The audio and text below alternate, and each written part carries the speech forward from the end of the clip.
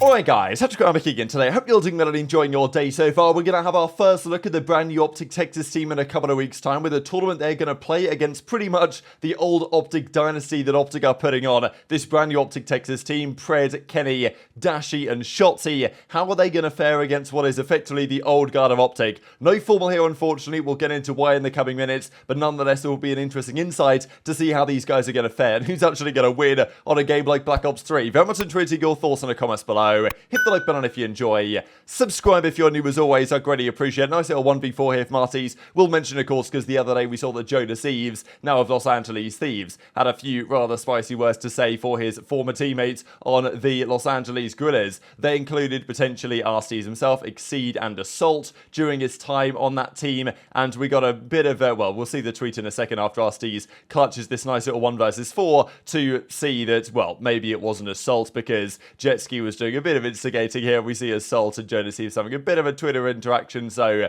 yeah, maybe pointing that his comments on going to federal jail for how they were treating things behind the scenes last season that apparently doesn't even exist. I don't know, I saw some comments about it, but maybe that wasn't directed towards Assault, and I do feel bad for Assault because, I mean, look, he's a world champion 2018. His only ever event win is a world championship win, which is crazy. Might be the only player to be in that category, actually, I'm not exactly sure, but I think he did pretty well this season, right? But he doesn't have the quite the name attached to him that Arsteez does. Obviously, Arsteez, 2-time world champion, was on that great FaZe team, so you know, Arsteez is going to get a spot before Assault gets a spot, and that's kind of just how things are, even though the performances last year didn't necessarily show that to be the case, but that's just how things go. Now, we've got to talk about the World Series of Warzone finals again, because the viewership numbers were very interesting in comparison to the CDL. Now, these numbers vary quite a lot based on the source. Esports charts say 308k, whereas Activision say something like 380k. Now, there are a few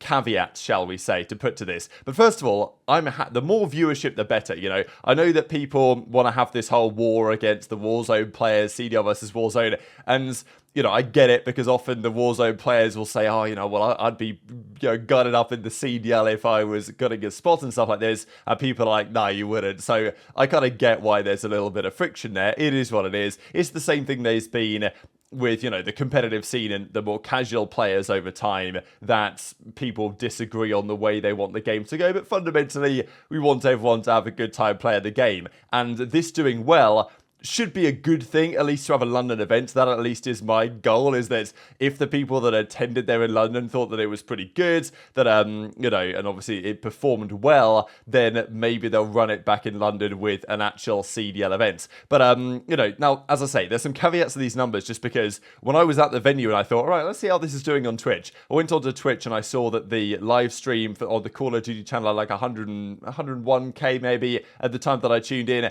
and every single comment in the Twitch chat was exclamation mark beta code, because they were doing a giveaway this weekend, right? For if you watched, you could get access to 50,000 or so beta codes they were giving away for the new game. So, you know, look, it's good marketing, and the numbers from Call of Duty themselves say it's like 378k, whereas if we include the esports charts numbers, which is aligned across all the other ones, then we'll find that it was pretty much in line with what we had for some of the big events. Now, also, World Series of Warzone was not just streamed on the main Twitch for Call of Duty, but also all the creators also were streaming, and there were watch parties from Scump and others, and the players got to stream their PFEs. So total viewership was actually, you know, I don't want to say inflated, because it's been the same thing for the Call of Duty League this season, but still, that's what pumped some of the numbers up, and they had the giveaways and stuff, so, you know, on the whole, it did well. I don't know that some people won't want it to have done well, because they think, oh, it's going to take the focus away from COD or from the CDL, and I kind of get that,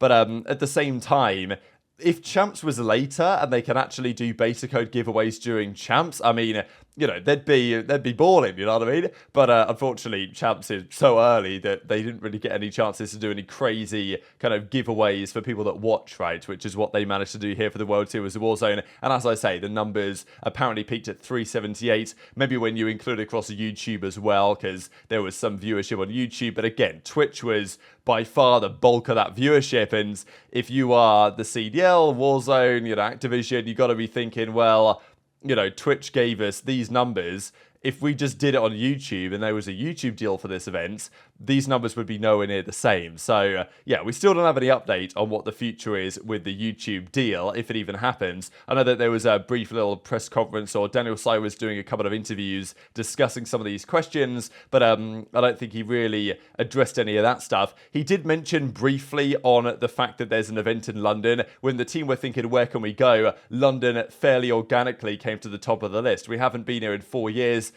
Technically, it's like 3.5 since February 2020, but yeah, pretty much. It's one of the things that the Call of Duty community is craving the most, which is absolutely true, and we'd love to have a London event, but it still remains kind of unlikely, and there hasn't been one, mainly because London wouldn't pay for it, the league wouldn't pay for it, just to go to the same spots again. So we'll see if they change their mind this season. The way I see it, the only realistic chance to get a COD event there this year is for it to be Champs, because it's not going to be the other events, and it's not going to be the kickoff, because we think that might be Atlanta, even if there is going to be one. So the new OpTic Texas team is looking promising. Between the top 4 teams, I don't know how to call this new season. New York should be very good. I mean, they just won the World Championship. They've made a questionable change, but I think they can make it work. Toronto should be really good. FaZe will probably be the #1 seed again for the World Championship, because they always tend to just dominate the rankings during the season. But this OpTic team has to be good. I mean, there really are no excuses at this point. You've brought Kenny in, Pred's in, the man you wanted all along. Still got Shotzzy and Dashy. I mean, the team is unbelievable on paper. How will they fare, though, in a few days' time when they play against 3/4 of the old OpTic Dynasty? This is a tournament that is going on, well, just next weekend, which is the $25,000 Black Ops 2 Throwback Tourney, where we are going to see a few of these guys in action. You know, Crim's coming back and all this stuff, alongside other tournaments that are happening at the off-season. But the big one that was announced last night by OpTic is a Black Ops 3 OpTic Legacy match. They might be taking a little bit of inspiration from what FaZe did the other day when they hosted like a 2v2 tournament on Black Ops 3. As far as I'm concerned, basically everyone, at least from a competitive perspective, loves Black Ops 3. It's my favourite game by a long way, and it's just fantastic to watch, to play. It's good stuff. And we haven't seen a lot of these players play together on Black Ops 3 for years. I mean, like, it's honestly not too far for a decade, is it? From when I was watching these OpTic guys in the early part of Black Ops 3 play, you know, scrims. They used to stream all their practice. We're talking like 8 years ago now, in the late part of 2015, sorry. Crazy scenes. But they're putting on a match here between their brand new OpTic team, the new OpTic Texas roster, and what they consider to be OpTic Legacy, which is very close to the OpTic Dynasty.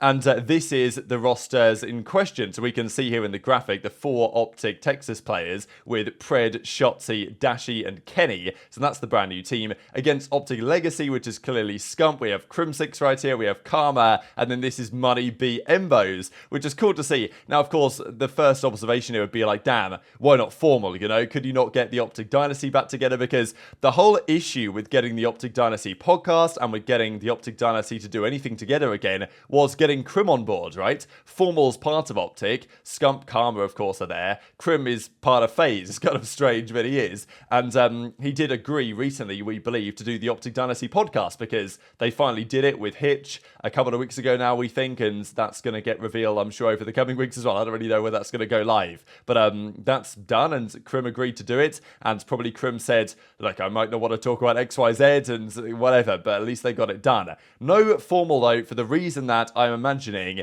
is that the Halo World Championship is just a few days away. It's October the 13th to the 15th, I think, something around those dates, where the Halo World Championship final is, and of course OpTic with Formal just won the most recent event, and now they're looking to go back-to-back and win champs again for the second year in a row. And I mean, yeah, that would be incredible for Formal's legacy as well. So I imagine that Formal has said, look, I can't really do this, guys. Like, we need to grind. I need to practice with the team. I can't really take a day off practice, because with how competitive the field is at the top of the Halo side, one day off practice might well be the difference for OpTic between winning and losing. So I get it. Formal wants to fully focus, which is fair enough, and they're getting Money B in instead. Now, Money B, to be fair, he did compete back in Black Ops 3, very briefly. I don't know if you guys remember this. You'll have to be a bit of an OG fan, to be fair, to remember this, but there was a relegation tournament for Stage 2 of the Black Ops 3 Pro League, and Team Caliber were playing against a team called King Pappy, which was like Royalty and Nelson, and they eventually became 100 Thieves, actually, and they just signed them, but they beat Team Caliber to qualify, and Team Caliber, I think Goonjar had visa issues. He couldn't attend. So TK brought in Money B to play for them, and he actually had a really good map on like a hunted search and destroy that season, because at this point he was basically retired, really. But they brought in Muddy B, and he played against the King Pappy team. And he did pretty well. I think he had an ace on that hunted search and destroy map, but eventually they lost it. King Pappy made it through, and yeah, they eventually became 100 Thieves, and the rest is kind of history from there. So he did play during that season. Now, like, is it going to be as good as if it was formal? Scump, Crim, and Karma? No, but we will get to see some of how this new OpTic Texas team is going to fare, right? It's going to be interesting. I'm sure all the POVs are going to be, maybe not all the POVs, we're going to get some listening and stuff like this, just to hear how things are going, because yes, it's a fun throwback match, but look, there's clearly money on the line, isn't there? I mean, they're going for this. Casher are putting up some prize pool, I imagine. Kenny's looking forward to it, and it'll be interesting to see, because usually we don't get to see the teams in action playing together until either the new game launches and they play some scrims. Sometimes scrims are streamed right as the game launches, but in the early online tournaments, they are not allowed to play as a quartet. At least the league says you've got to do 2 players in one team, 2 creators, whatever. So of course it's jetpacks, so it's not the same as the game we're about to have going forwards. And OpTic Texas on jetpacks will be interesting to see, especially I'm looking, Shotzzy playing Black Ops 3. Maybe he'll grind this out for a couple of days before just to get the feel for it,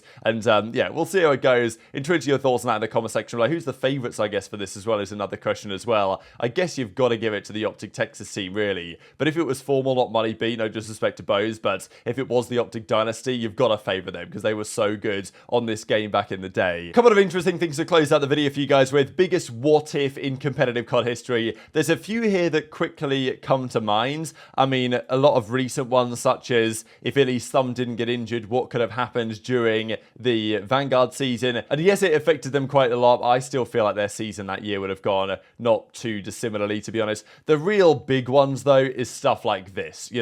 This, to be honest, has got to be the biggest one, because it happened so long ago that if this actually occurred, the entire history of COD Esports would have been drastically different, and that is Scump when he decided to leave OpTic and go to Envy for a couple of weeks right at the start of 2014, and then he made the call to come back to OpTic. If he hadn't have done that and he'd have stayed on Envy, I don't know what happens. Like, what happens with the Dynasty? There's also the option as well, is that, like, if he was to have joined Complexity to be part of the Complexity Dynasty, because that was on the table as well, but that didn't happen and he stayed with OpTic. So there's a few things with Scump back in the 2013, 2014 days that really could have changed the course of what OpTic looked like, what Scump's career looks like. Could have been drastic. But that's the final one I'm going to mention for today. So very much intrigued to your thoughts and all this stuff in the comment section below. Hit the like button if you enjoyed. Subscribe if you're new. Take care. And I'll see you next time. Let's start the flank. You bozo. We got a show to run, and stop wasting my time. Man, how about you waste your time on these balls in your mouth? Shut the fuck up. I run things around here. Don't tell me what to do or else.